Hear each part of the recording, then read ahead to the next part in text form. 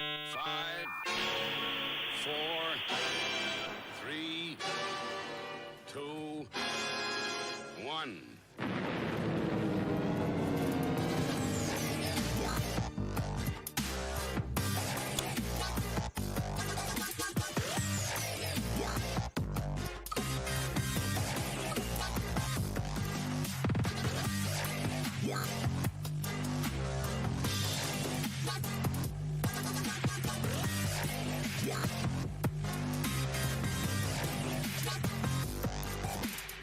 All right then. Hello, willkommen, bienvenue, konnichiwa, ni hao, jambo, marhaba. It's time for the Armist Inquisition yet again, episode 264 on Sunday, the 8th of January, 2023. Happy New Year, everybody. Happy New Year. I'm Phil. I'm Ben. I'm Matt. And we're very happy to be joined by Jehan Sattaur tonight. How are you doing, Jehan? I'm doing fantastic. Thanks for having me on the show. Absolute pleasure. I've been looking forward to this because we've not really done any sort of podcasts on like hardcore psychology, have we? We've done a lot of podcasts where it's sort of tangentially brought up because they're sort of linked to other subjects we talk about. And when you were saying that a lot of your research and what you do helping people is to do with the subconscious mind, that really interests me because this seems to be like a really sort of mysterious area of our psyche that we don't really know a great deal about, or at least we're not conscious of it during our everyday lives. So I've been looking forward to this. Why don't you tell us a bit about yourself and sort of how you ended up here with your own website, doing this coaching and all this research that's backing up what you're doing? How did you get here? Now, how do I keep that story short is the bigger question. So I was a musician. I still make music, but I don't really identify with that label. And you're talking, see, I'm 35 now. You're talking 15 years ago. I was doing really well. And an incident happened when I was 17, again when I was 19, and again at 23, then again at 25, which was basically the same thing. Every time I would get successful and get close to being signed to a record label or something like that, I'd run into somebody that was pretty shady. It's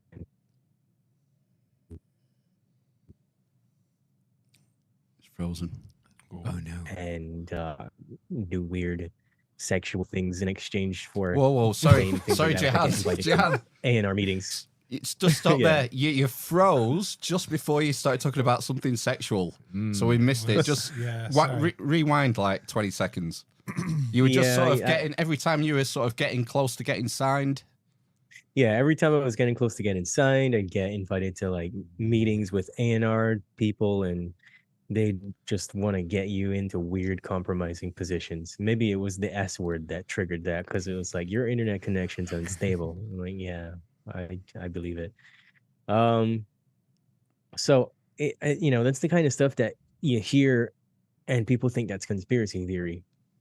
But what it did was it really sent me into depression, because I was already dealing with a lot of things. Like, my dad is what we call a textbook narcissist these days. Back then, you didn't have a name for it. Your family just kind of gaslit you naturally, because you'd be like, XYZ's happening at home, and they'd be like, oh, no, not him.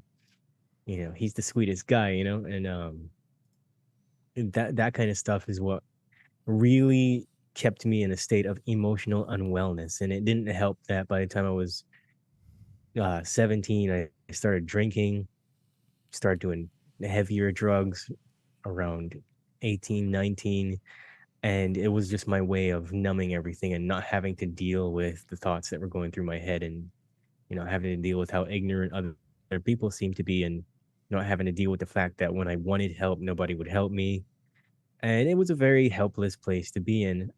And I didn't want to sign away my life. I didn't want to do compromising things just for fame. All I wanted to do was play music for people, because I felt like that added value to their life somehow. And I guess going through that phase was one of the best things that happened to me, because I actually tried to commit suicide about 3 times, and I kept coming back.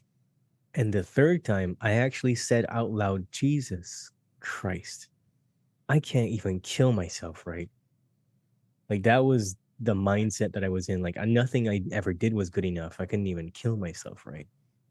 When I actually had that experience, I felt something inside of me change a little bit because I you could probably say it was a feeling that maybe I need to take self responsibility or whatever you want to say it is.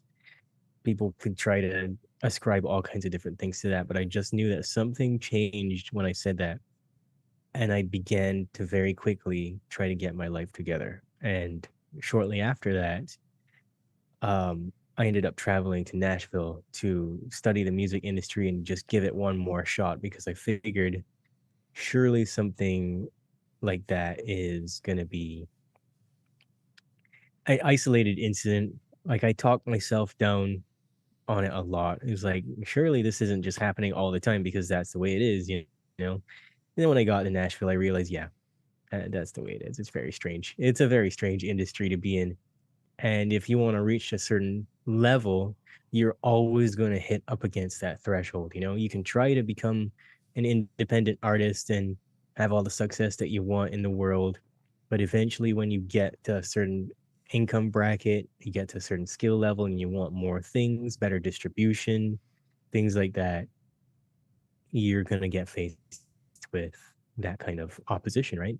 It's hard for a lot of people to hear because they don't want to believe it. You know, there's a lot of people that are just, they're good people. They don't want to get involved in all that. They just want to play their music and be happy. And I guess some of us end up in that situation a lot easier than others is the best way I can put it, you know? Because I have friends and stuff. They still do music. They're still successful, but there's a lot of stuff they don't tell me. They can't tell me because they know what I talk about, and it's uncomfortable for them to talk about it. And I can tell there's a kind of like a level of shame and stuff behind that. So once I realized that that was the way things were set up, I just didn't want any part of it because I started out anyway wanting to help people with my gifts and talents. That was what it was about for me. And I got tired of dealing with the massive number of egotists that are musicians. Like they see themselves in very unrealistic ways. It's like whatever persona you have to have for the stage, let that be all there is. But there's a lot of people that can't separate those two things. Like they are that guy, you know, they get a really big ego boost from having people clap and dance around and do things like that. And that was never me, you know. I love the interaction with the people, especially afterwards when people would be like, "Oh, you know, this was so good. This thing that you did was so good." And I was like, "Yeah, well, you know, did it make you happy?" And they'd be like, "Yeah," because for a lot of people, that's the only joy that they have in their lives, you know. And I knew what kind of power it had, so I kind of went through a personal transformation where all kinds of things started showing up for me, all kinds of books, information, and people would show up to help me. And I guess it led to me being at a gig one night somewhere in the middle of Pennsylvania, and this really tall guy with like blue eyes, blonde hair pops up out of nowhere and he taps me on the shoulder and he's like, I notice you have a tremendous affinity for leadership. Because what I was doing was really just bossing people around. Like you set up over here, you plug in over here. Like I've always been the guy that's been picked out of the lot to kind of handle things in that kind of way, you know, like the manager, so to speak, of things. I was just talking to the sound guy. This guy pulls up. He says what he says to me. I'm like, hey, hold on one sec. I turn to talk to the sound guy and I turn around to say, hey, you want to tell me about what you're talking about? And he just disappeared. And I thought that was so freaking weird that I just went home and he asked me if I ever heard of coaching. And I was like, no, what's that? You know? And that's when I went home and I punched it up and the typical stuff came up like Tony Robbins and personal trainers and things like that. And I was like, I don't want to make anybody do push-ups. Like I don't want to bark at anybody and tell them, you know, unleash the badass within or anything like that. I'm not really into that. But then as I researched it more, I realized that that's not what it was about. I realized it was kind of like an offshoot of psychotherapy in a way, and you could kind of say other things. So I went and I got certified in that, and turns out that was a scam. So I was like, I don't want to give up on this because I realized anyway that I'd always been a helper of people. And I realized that I was qualified by life at the very least to help people because I'd been through so much and I'd worked my way out of so much depression and anxiety and things like that.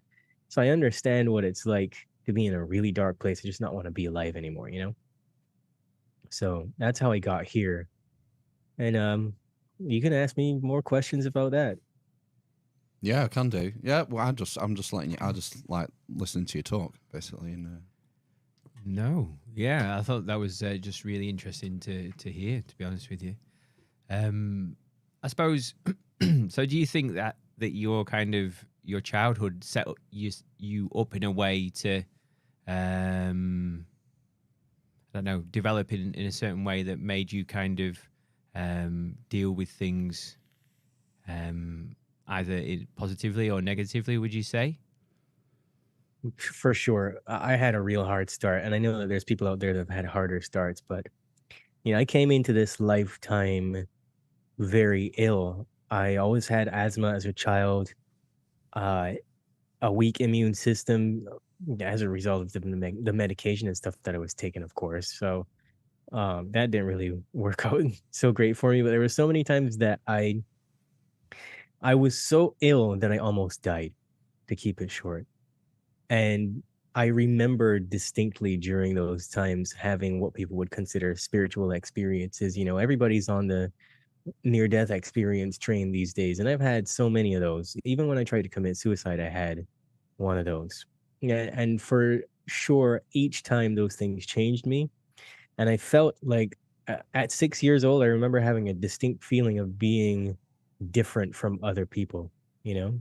Not better than them or anything, but just more aware of other people's actions and their words and emotions and how my emotions made me feel and things like that. And I felt like I was 100 years old as a little kid compared to other people.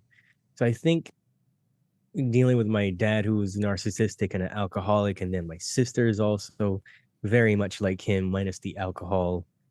And she would do all kinds of things to try to destroy me and destroy my mom and things like that. She when she couldn't get her way, she'd just have a full on freak out. And I think dealing with all of that and all the other things in between that were pretty hard, it was a good training ground for this. And like I said, I've always been a helper of people because no matter what was happening in my life, I'd always be the kid that would bring home hundreds of people from school. It would be a revolving door of guests to my house, and they were always welcome. And I felt like they all had problems that were bigger than mine. And then if I could help them, I could somehow help myself. So it's the same thing. what you were describing there about being aware of people's emotions and stuff, that reminds me of a phrase called emotional intelligence. I don't know if if I'm saying it right. Does that ring a bell with you? Is it something that varies between people? Yeah. I think that some people are more empathetic than others, and they have a good sense of other people's um, emotional environments, I would say, their moods. And, you can look at somebody and tell they've got a million things going wrong in their life.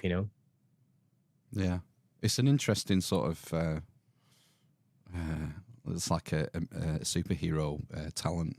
What do they call it? Superhero attribute to be sort of hyper aware of people's emotional state, and it's not something that I consider. I don't even think about it. I don't walk into a room and look at the people in the room and think, and sort of get that vibe because we're so lost, aren't we, with what's going in our own head, that we don't often take account of even notice sort of where other people in our circles might be, what kind of place, emotional state they might be in. Yeah, it's true. And I think there are several ways you could kind of quantify that or describe it, but my favorite way is to reference what's called a Johari window. So it's Johari, if anybody that wants to look it up. It's basically everybody has emotional blind spots, but there's things about yourself that that you present to the world and other people can see about you. There's things about yourself that you know that other people are never going to see, that you keep for yourself. There's things about people that you don't know about yourself that other people can see. There's other things about you, you know, that other people can see, but they don't really know what it is. So there's all these different things that are like facades that we put on and ways that we interact with people, and we have these emotional blind spots. And so you only get emotional intelligence by building on that, by doing the inner work and being able to relate to yourself and observe yourself much better. And that's how you cultivate compassion and empathy and those kinds of things. And that's also how you know when to chop somebody's head off. You have good emotional intelligence. You have a high EQ, so you know when to act and when to react, and when to respond and when just to say nothing, you know? Yeah, it's being able to read the situation, isn't it? So Yeah. sorry, I was going to say. So you're kind of saying that that's a skill that you can develop, then, essentially. Yeah, it's a form of intelligence. The same way some people are really good at math and some people are really good at music, some people are more emotionally intelligent than others. It's an intuitive part of your faculty. It's something that we're hardwired to do, but we're surrounded in a sea of electromagnetic frequencies. We're surrounded by bad food, bad water, all these different things that turn our consciousness level down. It's like a knob. And so a lot of people are in their limbic system, which is being activated and triggered by all the things outside of us. And that can lower the emotional intelligence. And that goes along with how aware a person is of how aware they are, if that makes sense. Yeah. So I think when Phil was kind of explaining to me that you were coming on, something that I'm interested in sort of learning more about is definitely the subconscious and the role that it plays in our lives, simply because we're not aware of it necessarily. So, and I can see, you know, your title there, self-sabotage. So do you, one half of it, I should say, do you feel that our unconscious then plays a role in that sabotage, essentially?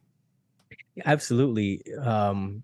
So the subconscious mind is a hard drive, and it just stores a bunch of information, but it also is receiving information from the field of intelligence around us, and it's trying to rapidly make decisions for us. So the mind is doing like 11 trillion tasks per second, and we are not really consciously aware of any of that.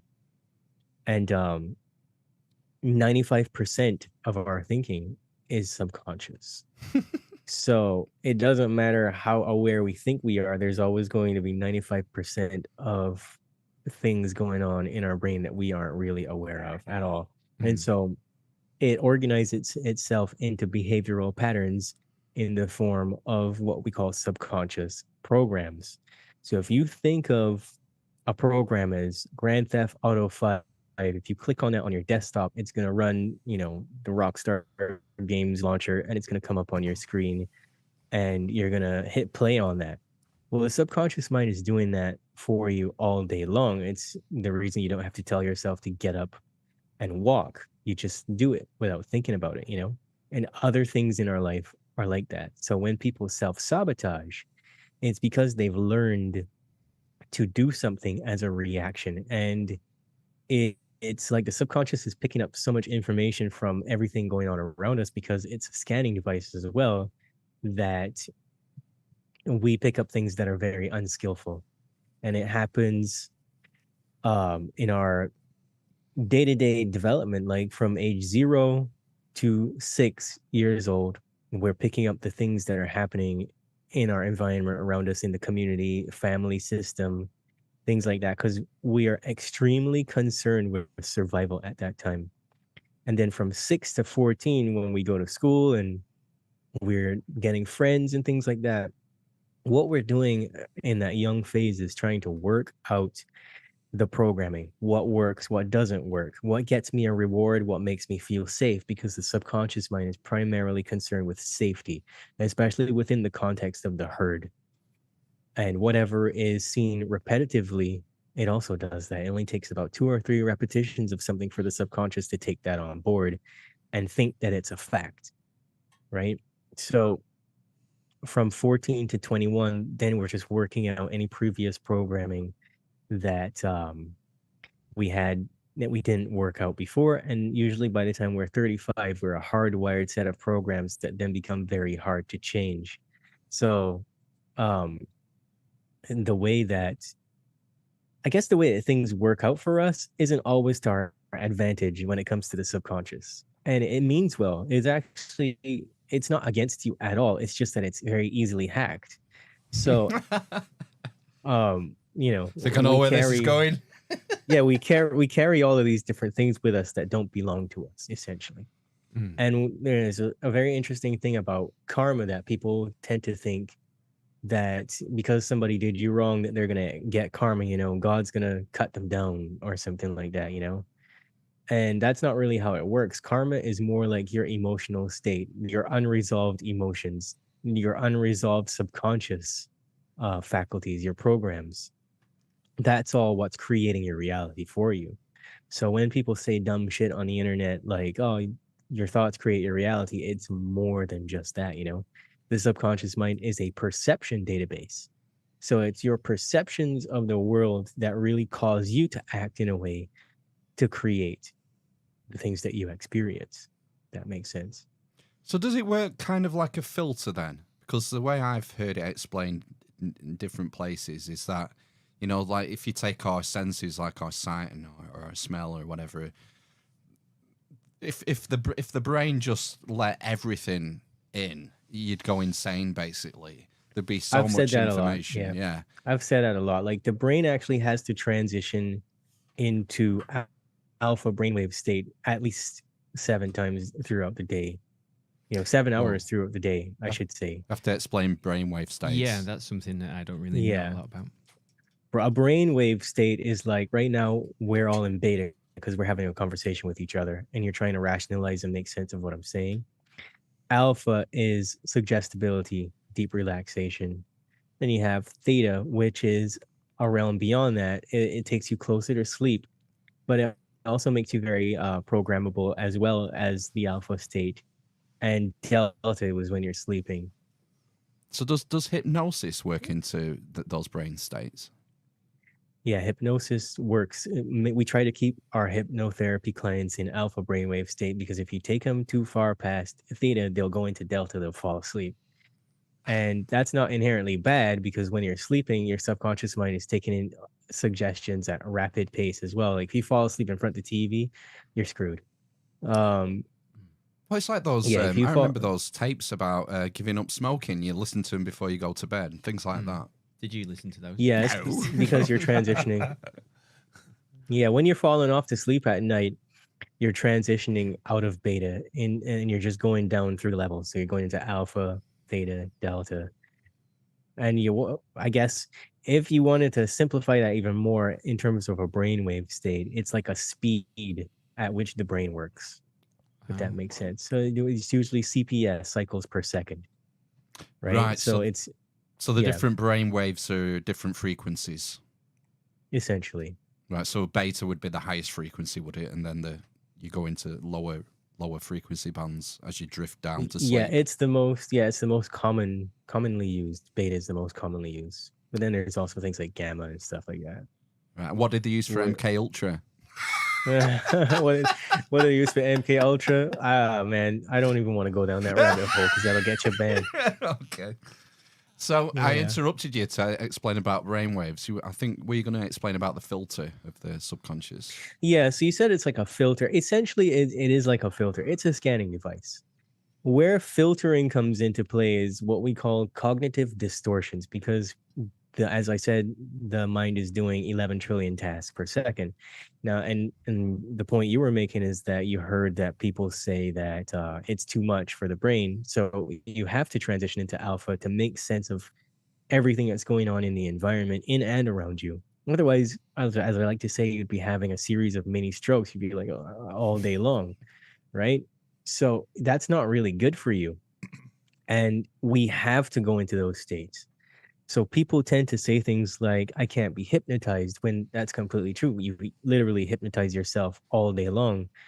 Like, let's say you're waiting on a package from, I don't know, Amazon, you ordered something and you know it's going to come today at a particular time.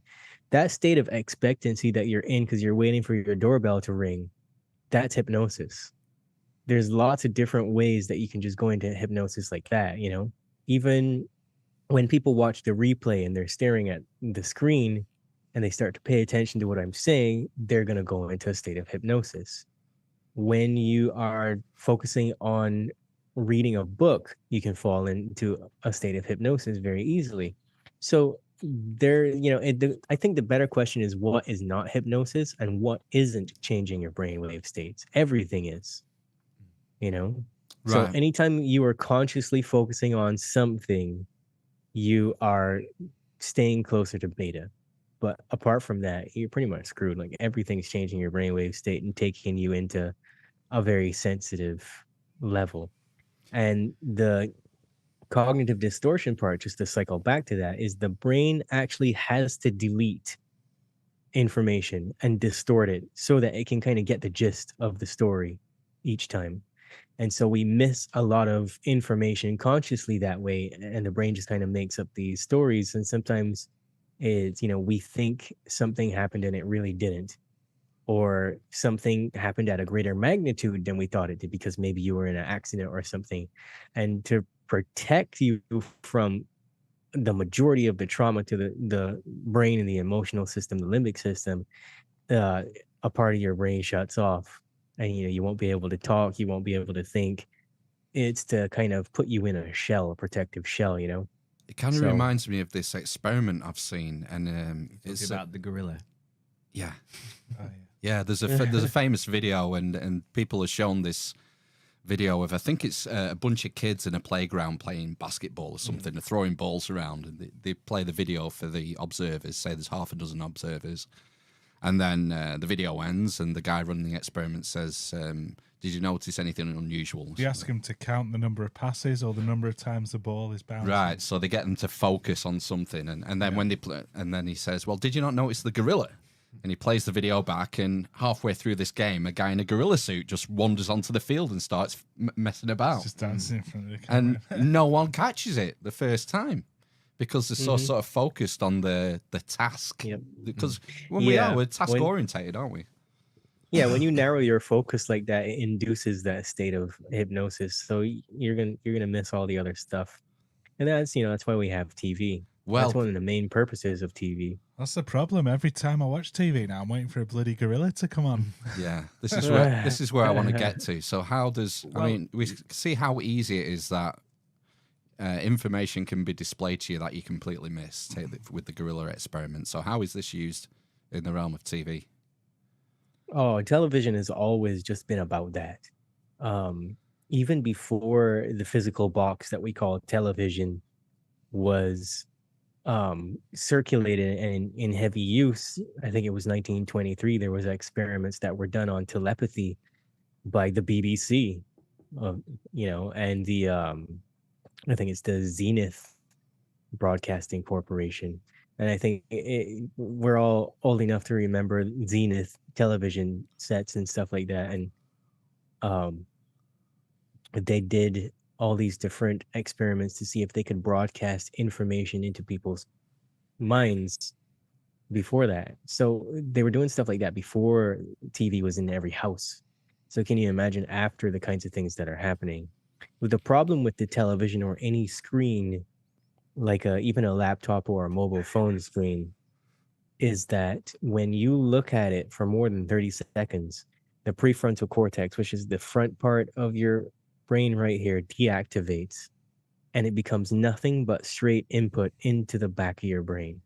So you cannot accept or reject something even if you disagree. It's all input going in. Just so if you just simplify things in terms of input and output, well, then the output becomes an action that you take because you have a certain set of information that was put directly into your brain. And I wouldn't use the words without your consent, but a lot of that is somewhat without your consent, even though you consent to watching TV. It's like, you know, It's like when you watch a music video and let's say it's a sexy lady and she's doing a dance and she's singing and stuff like that, you're hardly able to pick up on everything that's happening because there's changes in the flicker rate, there's things happening in the background, and you're going to be focused on what she's doing. So it's kind of like the gorilla thing. So everything that's in the background of that is going directly in as input because the subconscious mind understands that. The subconscious thinks in terms of images and, you know, sounds and things like that, symbols and things like that. Sorry, you can say something about that? No, I was just going to say, yeah, it makes me think, you know, when I'm watching telly or, you know, when my children are watching the tablets or whatever, there's well, for me, I don't know about them, how much they think, to be honest with you. But for me, you know, there's a certain point when you start watching something on television and then I might lose myself in it for a certain point and then I might come back out and then lose myself. So I was just wondering, you know, if that related at all to brainwaves, or is that like the transition between sort of what you're saying? So was it beta that we're in now, did you say? Yeah, so you transition out of beta into alpha Right. brainwave state. And when you watch the TV, it deactivates this part of the brain, the prefrontal cortex. And that's relevant because the prefrontal cortex is responsible for spirituality, morality, future thinking, and critical analysis. Yeah. So it deactivates all the parts of the brain that you actually really need to be a functioning person, right? All the And it's boring not a bits. coincidence, you know. It's not a coincidence, you know. I remember growing up and hearing the TV is going to rot your brains, and Yes. it's very true because it does. There have been, last time I checked, there's been over 15,000 studies performed by both independent organizations, the people who make the TV, to make it better to sell you things via the TV, the psychologists, neuroscientists, everything, to figure out what exactly is the impact on the TV. And I mean, the votes are in, it's unanimous. It degrades the function of your brain rapidly. Just 2 hours of TV every day is going to monumentally screw up your brain. You can end up with depression. You can be anxious and not understand why. You can have Alzheimer's, dementia, all kinds of things can happen to you as a result of prolonged TV watching. And in kids, it's even worse because the kids they have to take in a bunch of information from the environment, and they actually just need interactive learning in order to pick up all those things. But what happens with the TV is that if it's doing that to the adult brain, can you imagine what it's doing to a child's brain? It's degrading what's called myelin sheaths, which are responsible for, I guess, keeping the brain protected during certain things. And it's a lot to do with the intellect and analyzing information and things like that. So if you've ever seen somebody and you've been like, whoa, that person's a complete mouth breather, and their mouth is just open like this, Yeah, I get and that they're all just the time. you know, they're just going about certain things, like, but you've ever seen it and it's like bad, like they're dumb, like they don't know what's going on, they don't know their ass from their elbow. It's a good chance that person is a big TV watcher, you know, and it probably started early in childhood. If you put a baby in front of a TV, it's going to take like 20 seconds before that kid's just You're and talking the about jaw Donald completely Trump, drops, here, right? you know? Yeah. Maybe I am. No politics or religion, Ben. Sorry, I meant Mike TV from Charlie and the Chocolate Factory. Yeah, I know. Yeah. So it's a really strange phenomenon. That's all I can tell you. It is the weirdest thing that exists, in my opinion. How come? Because Sorry, go on. Sorry. oh no, I was gonna say that. I was gonna say in detail that there's parts of the brain that are destroyed. So it destroys the frontal lobe, which is the same place, the prefrontal cortex. So it completely screws that up. And just to recap that, your critical thinking goes out the window. Your future-based analysis. Oh, we've got another Oh. freeze. Another. Oh, The they don't- TV gods aren't happy. No, they don't They're want freezing the- Jehan again. Brain's getting degraded, and they literally think that truth is the thing that is Did they get me? They got you again, yeah. Yeah. The TV gods. Just repeat that last 10 seconds As again. soon as you started talking about it rotting the mind. Yeah, it's destroying the frontal lobe right here. Mhm. And so your critical thinking goes out the window, your future-based analysis goes out the window, and that's the reason why so many people are spiritually and morally bankrupt, because they are taking their belief systems in from the TV and it's direct input. So they actually think that that's themselves. They think that is their actual self, their spiritual self that is coming to conclusions, when it's really just the subconscious mind being programmed by what's behind the screen. And it degrades the brain tissue. It doesn't even matter how long you watch the TV for, you're gonna get some effect of it on your brain eventually. It's almost inescapable because it damages the hypothalamus and the sensory motor area. It damages what's called the septum and the visual cortex. So all these things kind of lead to like emotional mismanagement. It leads to let's use feelings of arousal, aggression. So it's not only just damaging your eyes and stuff, which would be obvious to people if you're staring at bright lights all the time. It should be. I suppose maybe it's not. But the TV in all of those studies that I mentioned before, they have concluded that it actually can be a precursor to things like borderline personality. Depression increases by 8%. They found that in communities where there's heavy TV watching, the criminal activity is 27% more. Just being inactive and sitting in your seat for 2 hours a day watching television has been found to increase the risk of diabetes by 20% or something like that. It's 3 hours of TV increase your Alzheimer's risk by 20%. Wow. TV watchers have 7% smaller brains than non-TV watchers. Does it Social matter? anxiety. Sorry, Jad. Does it matter what you watch? Because you could watch, I don't know, something like a period drama like The Crown, or you could be watching a nature documentary, or you could be watching a hyper-violent. I don't know what's the series. Is it The Boys? Is that a violent That's one? hyper-violent. Yeah. So does that not have any bearing on the outcome? What material you consume. Well, that's where we get into the programming aspect of things, because the themes of the TV show or the movie or whatever it is, the themes of those things determine your subconscious state, your emotional state, because you're watching all these different things are happening, and you're actually then thrust into the position of the experiencer and not the observer. So the mind doesn't know the difference. The subconscious mind doesn't know the difference between reality and what's on a screen. Wow. So when you're watching, each character has its own role in the show, and the subconscious mind thinks it's in the role of each person. It can move that fast.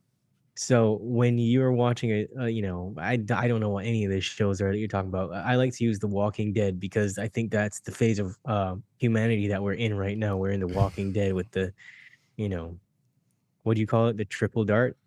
So there's a lot of people out there that are actually like zombies, because all they do is watch TV and they think that their beliefs are their own, where they're just taking these things on board rapidly every night, all day long. Depends on how often they take this stuff in, and it's programming their subconscious mind based on the emotions that they feel, based on the fact that the subconscious really just can't tell the difference between being an anime villain or being a hero like Superman or whatever. It can't tell a difference. So we begin to act those things out in our life on a subconscious level. Something happens, it matches up to what has been witnessed. And the same way that the limbic system acted when you were watching that TV show, it acts in the moment in your real life. Because the limbic system is just kind of like a part of the brain that learns how you felt about something, and then you react. So the word react literally means act in a way that you have before. So even if you haven't done it, subconsciously you've done it. And so we self-sabotage then by creating tough moments in our relationships. We push people away. or we get angry because we're reacting to something that we've already done, we've already experienced. And so it makes it even harder with the TV talking in your head for you, because we already have a whole lifetime of experiences that are hardwired into our biology based on our emotional experiences that we're picking up from the environment, you know? I was just wondering then, is there a difference between watching a television show and reading a book, for example? Reading a book, there's a likelihood that you're not going to be as emotionally involved. But if it's like a fantasy novel or something like that, you know, how chicks read those weird books, Danielle Steele and strange shit like that, and they're all involved in the romantic premise of it, women go on to create those relationships in their lives because that feeling of fantasy is hardwiring the limbic system to act in a particular way. It's very algorithmic. If this, then that. And the subconscious mind goes, oh, I've experienced that 2 or 3 different times or more. The character in this storyline was safe doing that. I felt safe doing that because I kind of went, oh, that's cute, or whatever it is. And so that we take that on board, and then, you know, that's how it goes. So so the next question I've got then after that is, so is there a difference between sort of reading a novel as compared to reading like a factual book or a history book or, you know, something about science or something? I don't know. There's a slight difference. I always recommend people guard their consciousness. There's so much stuff to learn about life that you should want to be doing that anyway. You should want to be reading the science books and the nonfiction things on spirituality, and use your own intuition, because that builds, like, knowledge always builds on knowledge, if that makes sense. And as you go out into the world, you then have the opportunity to apply the things that you learn and say, okay, is that really true? It's about being a lifelong researcher. So there's a huge difference in your emotional state when you're reading a book about science than when you're reading Harry Potter, for example, you know? And is the subconscious sort of reading the picture that you make inside your head when you're reading fiction? So if you're reading a Harry Potter book and, you know, Hogwarts is described and they talk about the ceiling that's open to the stars. And so you're building this sort of mental picture as you're reading it. So is that where the subconscious is getting its cues from? Yeah, the subconscious is getting its cues from how you emotionally respond to your imagination. And the subconscious mind doesn't know the difference between what's real and what's imagined either. There have been studies that have shown that visualizing the amount of muscle you want to build and visualizing yourself working out stimulates the same parts of the body as if you were physically lifting weights. I've actually heard this recently. Like, if you, instead of going to the gym, if you essentially imagine in your head going to the gym, first person, like a first person shooter, and go through the routine, you'll build muscle. If you go through the routine and hold some weights at the same time. No, just do it in your head. Yeah, it's actually recommended that you visualize your workout. And that's where you hear people talking about the mind-muscle connection. Because if you've rehearsed what you're going to do and you're paying as much conscious attention as you can to each rep, you're actually hardwiring that into your body. You're telling your body, this is the outcome I want. Your subconscious mind loves that, because for the first time in your life, the subconscious is like, he's talking to me. He can hear what I say. Most people just, you know. I used to do this with music. I used to run sets in my head of what I was going to play. Mm-hmm. And I don't know if it helped because I've no placebo group that didn't do that sort of thing. But did you do that as a musician? Did you used to run? Yeah, of course. Solos because I would, stuff? because I would look at the high moments in each song, and I would be thinking about how I want people to react. You know, what is, and I guess in music, it's pretty cut and dry. You know, what's the key of the song? What are the notes I'm going to be soloing over? You know, if you're familiar with things like this, to those listening, there's modes, and mode is just mood. You know, so key of B minor is a mood. You know, so you're going to be trying to match the songs up to whatever mood you want to convey. How do I want to make people feel? Now then, talking about the subconscious and programming of the TV variety, I mean, other than, I know what you're going to say, stop watching TV, but it's difficult for some of, well, we're all family guys, not Family Guy, but guys with families.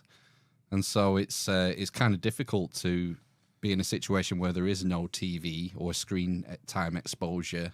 Is there any other tips or tricks we can do to, you know, even if we are going to be exposed to it, that we can use to guard ourselves against the programming? That's why I'm a very controversial person, because a lot of people just don't want to hear that. They don't want to give up Netflix. No. They don't want to give up BBC, CNN, whatever it is. They just want to be left alone, drink their beer, watch TV, and forget about life. I totally get that, because there's a lot of things about life that suck. And you just want to relax or whatever. The problem is that if you want to live your best life, and there is an enemy in the midst that can hack your mind and make you do things almost against your free will, why would you invite that into your life? So the only solution is to not watch as much TV, because you can be guaranteed that the themes and stuff that kind of go along with the TV are going to be detrimental. It's going to cause you to create things. Now, it's hard when you have kids and the kids are raised in an environment where they're accustomed watching TV and things like that. As an adult, you might be more easily able to be like, all right, you know what? I just learned a whole lot of violent shit about the TV. I don't want that in my life anymore. But the kids are not going to understand that level, because they like it. And that's where it becomes problematic. So I usually tell people, don't treat your kids like they're idiots. Explain to them everything that you learned, because that's the whole point of being a parent. You learn things. Sometimes you have kids. Actually, most of the time you have kids, and you're unprepared for the gravity of the situation. You are not equipped whatsoever for everything that comes along with it. There's a lot of people that always think that they're going to be, I'll be fine, I'll totally nail it as a parent. And then things just happen and they have no explanation for that. But I guess it's your responsibility as the parent to share your learnings and to explain to them that whatever is happening, whatever change is being made in the environment, it's for the best. And you tell them that there's going to be things about this that will seem hard, but is going to be a lot better. You have to replace a habit with something that's a better habit. You get what I'm saying? Yeah. So there's always going to have to be a conversation and then a replacement for that thing. Dial it back by 5 minutes, 10 minutes, 15 minutes, 20 minutes. Then you're down 1 hour less each day of TV watching. And you make sure that what is in it is actually doing good for them, because we all love our children. Well, most of us love our children, and we want them to have happy lives.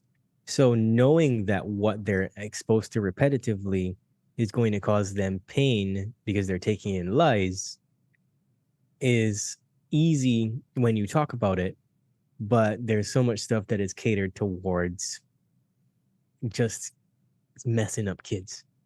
And this is usually where I talk about how 40% of 3-month-old kids are regular TV watchers. And in America specifically, a third of all 3-year-olds have a TV in their bedroom. Wow. First of all, take the damn TV out of the bedroom. Like, when you're in your bedroom, you need to sleep. That's all the bedroom is for, right? Well, something else as well.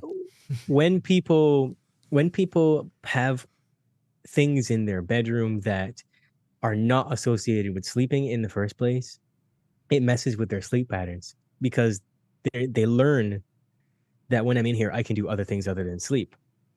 So put the TV in place that will actually be useful. Put it in the living room or the TV room if you have one, wherever, but take that out of the bedroom. I think it's kids 6 to 11 spend 30 hours a week watching TV on average. And what's happening with these kids is that they're getting problems learning at school, or learning deficiencies, let's call them that.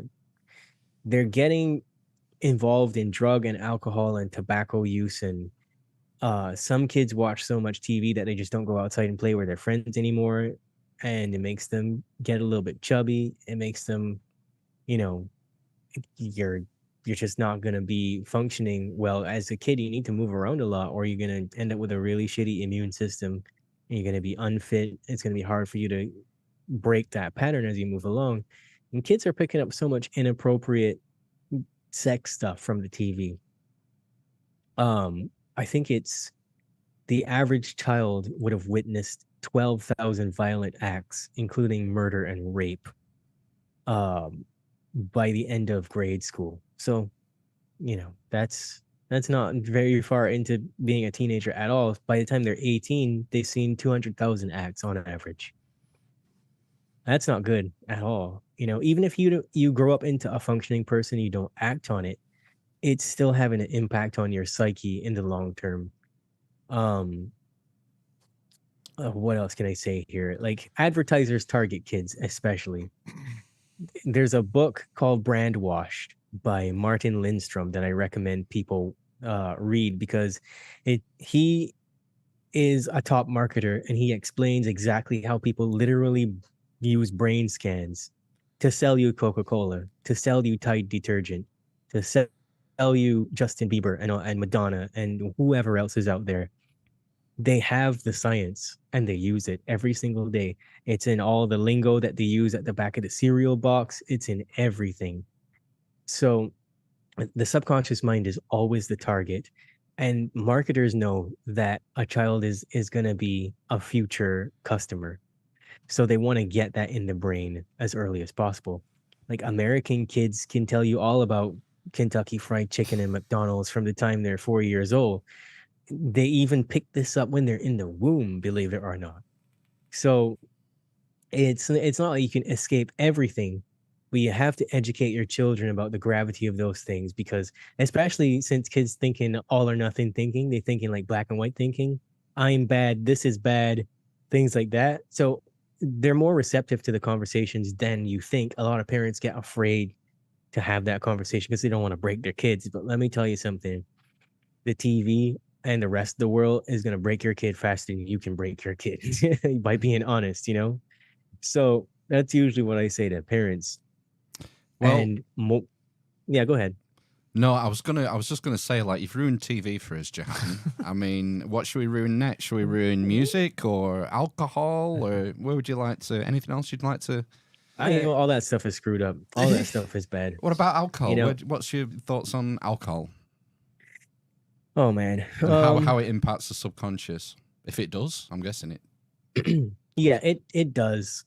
Alcohol is one of the ways that we kind of suppress our consciousness. And I know you're drinking a beer right now, so I'm gonna be real careful with this. Hey, we're all grown ups here. We won't get offended. Well, I think this is stuff that people know anyway, and the people that get angry and they're like, "Oh, you're the villain now. I don't like you because you took away my Pabst Blue Ribbon," or whatever. They're very immature people. In the first place, if you want to drink a beer, drink a freaking beer. But also know that when you drink that one beer, it stays in your system for up to 18 hours, and it's constantly triggering the limbic system. So if you have bad coping mechanisms, bad programs in your life, the limbic system is going to override all your conscious awareness, and you're going to do things in your life that cause you to self-sabotage. That's just the way it works. I wish that wasn't true, but it's different for me. And I try to be upfront about this as much as possible. I live an extremely clean life. I don't drink. I don't smoke. I don't go near people who drink or smoke. If I'm hanging out with you guys and you're having one beer, after 2 beers, I'm leaving the room, because I just don't like the overall feeling of being in a room when those things start to happen, because alcohol is a very devious it's a very devious substance. It's socially accepted, and so it's harder for people to, it's kind of like the same thing with caffeine too. It's harder for people to be like, "Oh, you know what? This is really bad. I shouldn't be doing it. It's hurting my body." Everybody knows that. They just don't care, right? Why would you care? It feels great, So, I mean, alcohol. Is the main issue that it's numbing the conscious mind, which then leaves you more susceptible? Is that what's going on? Is it the alcohol itself? Yeah, I'm trying to figure out the easiest way to explain this, because I feel like alcohol is largely misunderstood as to what it actually is and how it affects the body. We tend to drink a beer or drink a rum and coke or something and thinking we're having a good time and we're loosening ourselves up, all these different things, right? Yeah. And that's where it feels good. And so when something feels good, it's hard to change the pattern because behavior is based on a reward that we get.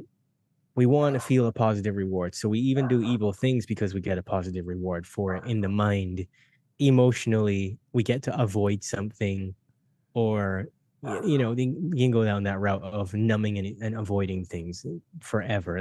This seems to be a typical theme when it comes to dealing with psychology. But there's a lot that happens with people on a metaphysical level as well with alcohol. It diminishes consciousness. It makes our rate of vibration, and this is where I get very woo-woo on things. The solid body is just atoms vibrating at a particular speed. Alcohol slows it down beyond that already slow rate and makes it very heavy. So when lighter frequencies, which are more joyful, more enlightened, more happy, more, I guess, more states of insight and clarity and things like that, it kind of blocks those states from happening. And there's a lot of people who are like, well, Charles Bukowski he drank like a fish and he wrote great books. It was like, well, back then water was not clean and safe to drink, so everybody drank alcohol. Everybody was drunk. Yeah. You can't trust a bunch of drunk people. You just can't. You wouldn't jump into a car with somebody that just had 20 rums. You wouldn't do that. Not again. So Anyway. yeah, not again. So the problem with the alcohol industry is that it owns so much of everything, and there's plenty of people on the payroll who pretty much promote alcohol having been. See, big beer has jumped in now, Yeah. censoring him again. I thought you say his atoms had slowed down too much. Yeah, the frequency. I hope he's coming back. Yeah. Oh, you're there. Hey. Sorry, you got to the big beer lobby just cut you off again. Yeah. Yeah, as soon as I start saying these things, I'm accustomed to it. I'm accustomed to it. I was saying that there's people on payroll who promote alcohol having benefits, but that's all lies. Because what they do is like 96% of science is just paid for to have a particular outcome. We've seen that with the 3-dart finish. Mhm. So it's been the same thing for a long time with alcohol, caffeine, dairy, meat. Red You meat, name it. yeah. Yeah, it's been the same thing. So- So I was just going to ask Um, then. Sorry to cut you off. We want to say something else. yeah, I was just gonna say that it's the concept, the theme that we're sold is that alcohol is this thing that we can enjoy as a reward, and it's like 740,000 cases of cancer a year are linked to alcohol consumption, and 75% of that is in men, and 100,000 of those 740,000 cases are in people who only had one drink, right? So it does that much damage to the body. But the problem is that we aren't educated on that level. We're actually just sold the alcohol and said, it's great. You're going to feel great. Your life's going to be great. You're going to pick up chicks, all these things. If you're a girl, it's going to make you more socially acceptable. It's going to make you look like a powerful lady. You're going to look like a boss bitch or whatever the dumb shit they're saying to these women these days to get them to drink alcohol. And it's just damaging your esophagus, your liver. It's giving you breast cancer. It's messing up your colon. You're getting rectal cancer, pharyngeal and laryngeal cancer, all these things. And so you have all this science that's paid for to have a particular outcome. And you got dumb shit like the USDA guidelines say that adults of legal drinking age should limit their intake to 2 drinks per day. Now, based on what I just told you before, with those statistics, out of that, it's like 41,000 people minimum a year that only drink 1 drink a day or even 1 drink a week are still getting impacted in a large way, right? And one of the problems with beer, especially, and I'm sorry to disappoint the beer drinkers, is that a lot of the hops and stuff is genetically modified. So every time you put that to your mouth, you're getting, even if it's a nice IPA and you think you know where the ingredients come from, you actually don't have any guarantee that those hops are coming from a non-GMO source, right?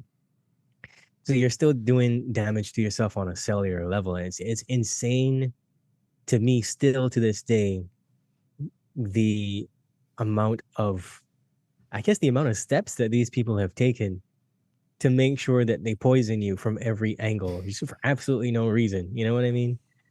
It's like, wow. But my main question to people is like, and I don't want anybody to take offense to this, but why would you poison yourself unless you really don't like being alive, Like, putting poison in your body is not a reward. The thing Being is, alive and we don't think of the long term. We think of the short term. It's the same with smoking, and I'm a smoker. And it's like, well, I know this cigarette isn't going to kill me, so I smoke it. I don't think 20 years down the line, and I guess the same goes with most people's attitude for alcohol. It's like, oh, well, it's just one drink. One drink's not going to kill me. It's not like drinking 3 bottles of vodka and ending up in A&E. It's because we're too short termist. Yeah, can you repeat that, because it cut you off when you said, I know this cigarette, and then it just kind of... Yeah, I know this. I know if the next cigarette I smoke isn't going to kill me. That's part of our thinking. We're short termist, and we don't think about the long term repercussions of the habit that you're forming. Yeah, it's the same thing with coffee and alcohol and all that stuff. You don't think about it. But well, something has to kill us, though. Well, life is gonna kill you either way, bro. One thing, I'm gonna have to start brewing my own. I think brew my own beer, maybe. At least then I'll know where it came from.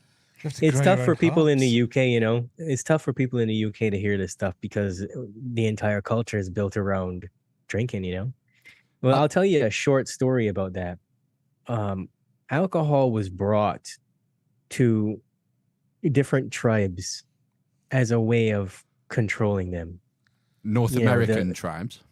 Well, a lot of different tribes, actually. It was like you'd have things like tobacco, alcohol, coffee, berries. All those things were brought and given as gifts. And, the tribe would be like, oh, that's awesome. Let's go drink this homemade beer and get a little turned up. And what would happen is that because they weren't exposed to anything like that before, it would catch on immediately. And they'd be like, this is great.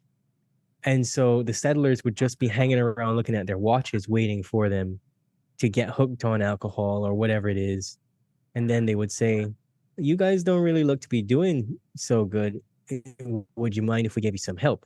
And so they would gradually just take on more and more responsibility and then take over, And that's the same strategy that's been used on human beings up until this point. Here's this thing that's going to make you feel really good. Sorry, I was going to say I've heard a similar thing with the Aborigines in Australia, and that there are still sort of after effects in that, and that they're more susceptible to things like alcoholism. Yeah, because of the way it was introduced, I guess, or maybe it's a genetic thing. I don't know. It's probably quite controversial to talk about. I don't know in this day and age. Yeah, it's a thing. You're absolutely right about that. We've done over an hour already, Jehan, and it's like there's so many other things I want you to ruin for us. Well, you can come back. I can give you like I can ruin your life for about another 20 minutes or so.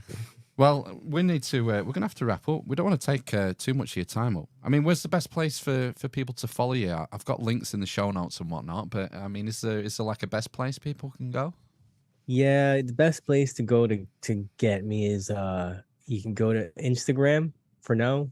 And then you can email me directly at jehantwsattaur@gmail.com. I'll spell that JEHANTWSATTAUR@gmail. Hopefully you know how to spell Gmail. I get a lot of trouble on my website. It's up, then it's down. They don't want me to post some of the things that I put in my articles because I've got a lot of articles about caffeine and alcohol and things like that. You should try a TV advert, Jehan. Yeah, there's stuff about the TV too. There's stuff about Bogus 19. There's all kinds of stuff on my website in the blog section that gets me banned. So you've got like a lot of free open information on there, and then is there a section where you sort of offering one-to-one services and stuff as well?